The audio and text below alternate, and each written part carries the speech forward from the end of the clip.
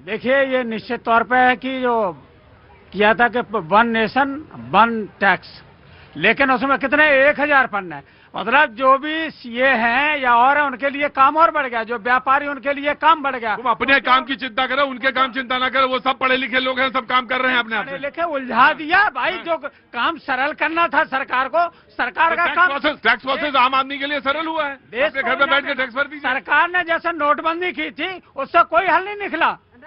2000 का नोट लेके आए, बता रहे सभी काला धन कम होगा। आपको पता है यही सरकार कह रही थी काला धन लाएंगे, कितने दिन में, 100 दिन में वापस लाएंगे। नारा जनता से काला धन आएगा, कितना हुआ, डबल हो गया। यही सरकार है, कहती कुछ है करती कुछ और है। जितने भी छोटे उद्योग धंधे थे सारे समाप्त हो गए, केवल बड़े लोगों के लिए ये काम है, बड़े जो कारोबारी हैं उनके लिए काम हो रहा है। 1% लोगों के पास, जो बड़े लोग हैं, 40% देश की संपदा अगर है, देश में अगर गरीबी और अमीरी में असमानता है, असमानता की खाई जितनी बढ़ती जाएगी देश तरक्की नहीं करेगा। देश तरक्की तभी करेगा कि जब गरीब व्यक्ति भी उसी क्रम पर कहीं चल पाएगा, एक पटरी पे आ पाएगा, और बिना गाड़ी के दोनों पहिए अगर समान नहीं है तो गाड़ी आगे नहीं जा सकती। राइट, एक मिनट को जी, 5 सेकंड भैया जी। मैं इनकी सारे बातों से क्या हुआ? सरकार तो सबका है, ये तो हम भी मानते हैं। अरे रुको भैया जी, ये मुद्दों से उठकर एक और महत्वपूर्ण मुद्दा भी है आज इस देश में। मैं एक 5 सेकंड का प्रश्न दोनों विपक्षी पार्टी से पूछना चाहता हूं। सिंपल सा प्रश्न है, जो बांग्लादेश में हिंदुओं के ऊपर अत्याचार हो रहा है, यहां शांतिपूर्ण प्रदर्शन हुआ, अनेक जगह पे हुए। बंगाल में ममता दीदी प्रदर्शन तक करने नहीं दे रही, लाठीचार्ज करा रही है। कौन से कांग्रेस और समाजवादी के प्रवक्ता निकलकर प्रेस कॉन्फ्रेंस के जवाब दीजिए कि ममता बनर्जी को उखाड़ने का संकल्प लेंगे, बांग्लादेश में हो रहे अत्याचार पे हिंदुओं के साथ खड़े अगर है तो आज प्रेस कॉन्फ्रेंस करने में मुखिया को बोलिए, नहीं तो ताला लगाकर राजनीति दुकान बंद कीजिए। आराम से बांग्लादेश, मैं आ रहा ऑफकोर्स, थोड़ा सा इधर आ जाएंगे जी। मैं आप पहले कांग्रेस को दूंगा, उसके पहले अच्छा आप ले लो पहले। मैं ये कह रहा हूं कि अभी बीजेपी के जो प्रवक्ता हैं बड़े जोश से बोल रहे थे। अरे भाई, सरकार किसकी है? 11 साल से आपकी सरकार है, आप कह रहे हैं। वो ये नहीं कह रहे हैं, वो ये कह रहे हैं कि आपका ट्विटर किसी और मामले में बड़ी जल्दी उंगलियां चल जाती हैं, और इस मामले में ट्विटर में उंगलियां देर से चलती हैं। वो ये कह रहे हैं, वो आक्रमण के लिए आप नहीं कह रहे हैं। आक्रमण तो इतना अकल है, आक्रमण धोलिंग कर देंगे। उनकी बात मैं समझ रहा हूँ, ये फिर भी बोल नहीं रहे। आषाढ़वीर लोग हैं केवल, जहाँ इनको कार्रवाई करनी चाहिए थी। अरे आप वैसे बता दो, 56 इंच का सीना है, जब हमारे हिंदुओं पर वहाँ खतरा है और वहाँ पर लोग मारे जा रहे हैं, उनके लिए सरकार क्या इतनी कमजोर हो गई है कि सरकार मुद्दा नहीं उठा सकती? सरकार बांग्लादेश से दवा नहीं बना पा रही सरकार। राइट, एक मिनट को हाँ। आज बांग्लादेश को करीब 10% बिजली अडानी के द्वारा दी जा रही है। अडानी पावर प्लांट के करीब 16 से 18,000 करोड़ के आसपास का वो प्रोजेक्ट है। क्यों नहीं एक बार सरकार उनको देती निर्देश, बंद कर दीजिए बिजली सप्लाई, 10% बांग्लादेश अंधेरे में डूब जाएगा।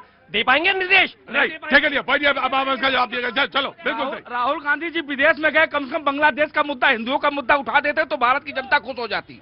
आज राहुल गांधी जी के लिए बढ़िया मौका था। सुनिए, सोल्यूशन निकालना है। सोल्यूशन कौन निकाले? भाई साहब एक मिनट, उपाध्याय जी एक मिनट, जनता को खुश करना है क्या सोल्यूशन? उपाध्याय जी ऑटो चलाते। हाँ जी, रुको। नहीं, ये क्या बोलेंगे हिंदुओं पर सर? मुजफ्फरनगर के दंगे में एक समुदाय को जो है ये मुआवजा दे रहे थे, और हिंदू वहां जो है धक्के खा रहा था, बेचारा दम तोड़ रहा था, लेकिन समाजवादियों को नजर नहीं आता है। और कांग्रेस तो हिंदू खोर विरोधी है, इसलिए कि इसने हिंदू विरोध राम मंदिर के यहाँ जाकर के माथा तक नहीं टेका, जो हिंदुओं का आराध्य देवता है। और ये कहते हैं दलित।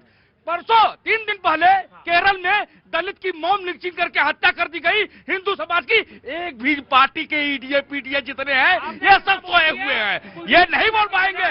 इन्हें क्या चाहिए साहब मालूम है? इन्हें किसी से मतलब नहीं है, इन्हें कुर्सी से मतलब है। राइट।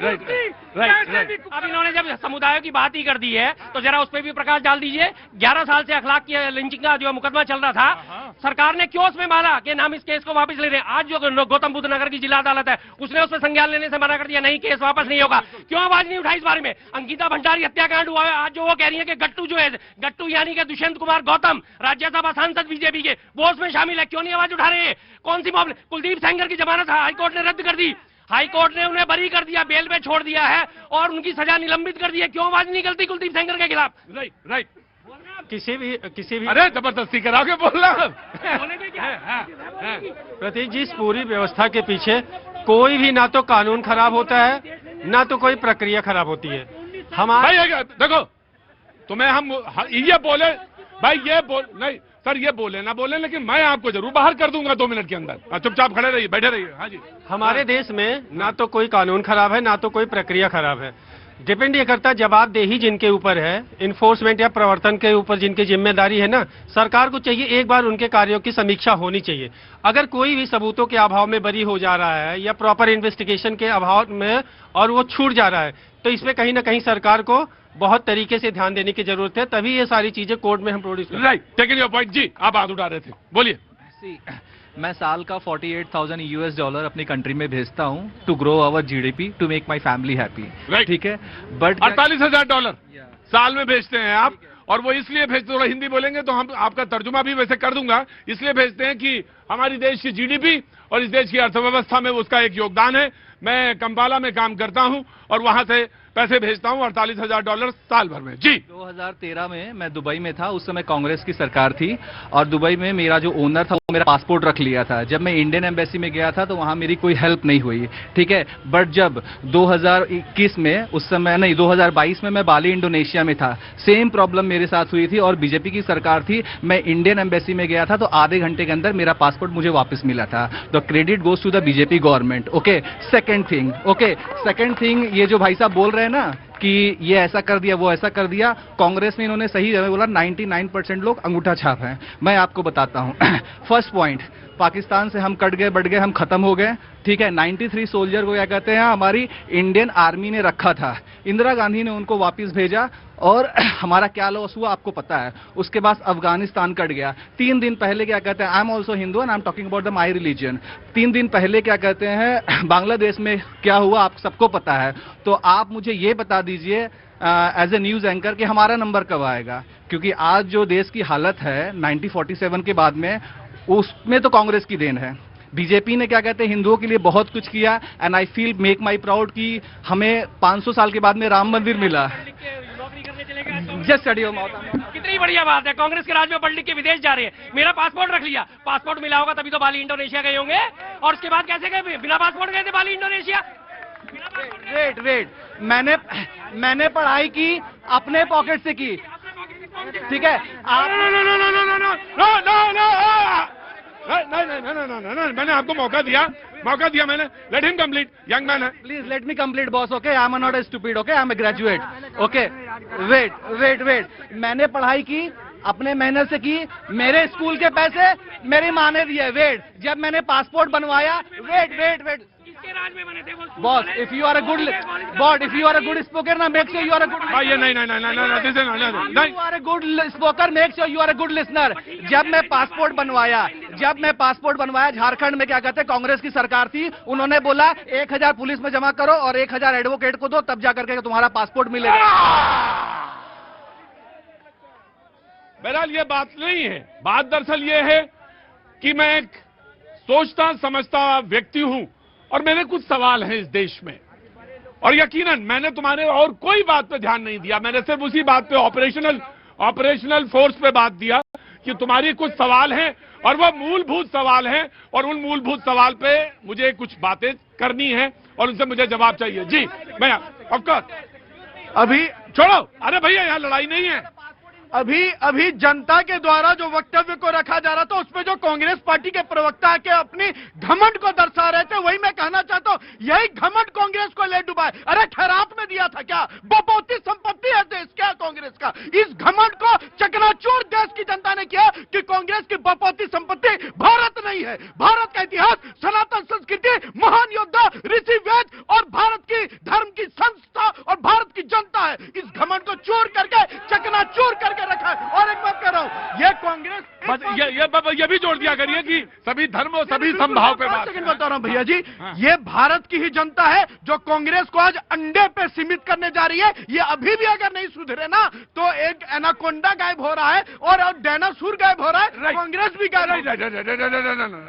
देखिए भारतीय जो लोग हैं, भारतीय लोकतंत्र बड़ी मजबूत है। हमें नहीं लग रहा है कि यहाँ पे घमंड में रहने के लिए जनता किसी पार्टी को मौका देती है। यहाँ तो सक्सेस उसको पास है जिसके पास फकीर है। बिल्कुल, जो फकीर है वही सबसे ज्यादा सक्सेसफुल आदमी। कहाँ से आई? हटो यादव जी, हटो सामने से। नमस्ते, कहाँ से आई हैं आप? कहाँ से आना हो गया? हमारी देहरादून से आई। देहरादून से आए, मैं समझ गया था उत्तराखंड से। और आप भी उत्तराखंड से? हाँ जी जी, बहुत बहुत नमस्ते। नमस्ते। और वो तो देहरादून में ही रहती हैं आप? हाँ जी। हाँ, बहुत अच्छी बात है। आप खड़े रहे, क्या नाम है हो गया आपका? हाँ जी। बुजुर्गों से नाम तो नहीं पूछते? पूछते हैं? हाँ जी। हाँ, तो नाम क्या हो गया? यशोदा है। यशोदा जी, देखिए क्या बात है। और आपका नाम? और आपका? गायत्री। गायत्री है जी जी। Now you please complete the sentence. अब देखिए यहाँ पे अर्थव्यवस्था के आंकड़े बड़े सुनहरे। देखिए मैं नहीं मानता कि देश की अर्थव्यवस्था डेड इकोनॉमी है, लेकिन जितने स्वर्णिम चित्र रखे गए, क्या वो स्वर्णिम चित्र वाली भी स्थिति है अपने देश की? अभी यहाँ पे एक आंकड़ा इन्होंने रखा था, बिल्कुल सही रखा था कि 1% लोगों के पास जो है वो 40% संपत्ति है और 10% लोगों के पास 58% संपत्ति है। तो अमीर और गरीब के बीच में कितनी बड़ी खाई फैलती चली जा रही है। हमें सोचना पड़ेगा, भारतीय जनता पार्टी प्रवक्ता को भी सोचना पड़ेगा। एशिया की तमाम मुद्राएं ऊपर जा रही है, भारतीय मुद्रा क्यों लगातार नीचे की तरफ जा रही है? हम लोग उस वाले मामले के ऊपर भी सोचना पड़ेगा। 8.2% ग्रोथ रेट है, स्वीकार करता हूं, लेकिन साथ ही साथ स्वीकार करना पड़ेगा कि हमारी मुद्रा लगातार नीचे क्यों जा रही है। अब आइए बांग्लादेश के मामले पे, सबों को रिएक्शन चाहिए किससे? राहुल गांधी जी बांग्लादेश के मामले पे क्यों नहीं बोल रहे हैं? जैसे कि राहुल गांधी जो है कि वो देश के प्रधानमंत्री है। अरे मैं गलत इंटरप्रिटेशन नहीं, मैं एक चीज कह दूं, 5 अगस्त 2024 को पिछले साल बांग्लादेश में ये स्थितियां बनी, उसमें भी नेता प्रतिपक्ष राहुल गांधी जी सर्वदलीय बैठक में शामिल होता है, डंके के चोट पे कहता है कि हम सरकार के साथ बिल्कुल मजबूती के साथ खड़े हैं। हमें अभी भी याद है 16 सितंबर 2024 को संसद में प्रियंका गांधी जो है कि वो एक पहले वो बैग लेके गई थी और उसमें बांग्लादेश के अल्पसंख्यकों का मामला उन्होंने पिछले साल भी उठाया था। और अभी 19 दिसंबर को जब दीपू चंद्र दास जी की वहाँ पे स्टेशन हत्या हुई, तब भी उन्होंने भारत सरकार के ऊपर सवाल उठाए उन्होंने वहाँ पे। राइट, ठीक है जी। मैं राहुल जी के सम्मान करता हूं, उनके बात पे क्लियर कर दूं, राहुल गांधी जी से हमें कोई ऐसे भी उम्मीद नहीं है कि वो कुछ अच्छा करे, लेकिन मैं आपको क्लियर कर देता हूं। कहने का विषय यह है कि भारतीय जनता पार्टी शासित राज्य में एक चींटी मर भी जाए ना, या सुई भी गिर जाए, तो पूरा कांग्रेस ही उछल जाता है। लेकिन बंगाल के मुद्दे पे जब आप मौन खड़े नजर आएंगे तो आपकी विपक्ष नीति पे सवाल खड़ा होगा और सीना ठोक के सवाल खड़ा होगा। कहने का विषय यह है, अगर आप विपक्ष है तो पूरे देश। राइट।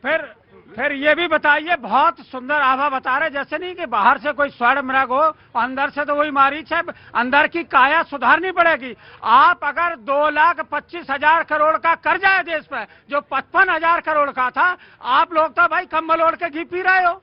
ये देश की अच्छा, ये मुझे बताओ कि सबसे ज्यादा पूरी दुनिया में सबसे ज्यादा कर्जा किसके ऊपर है?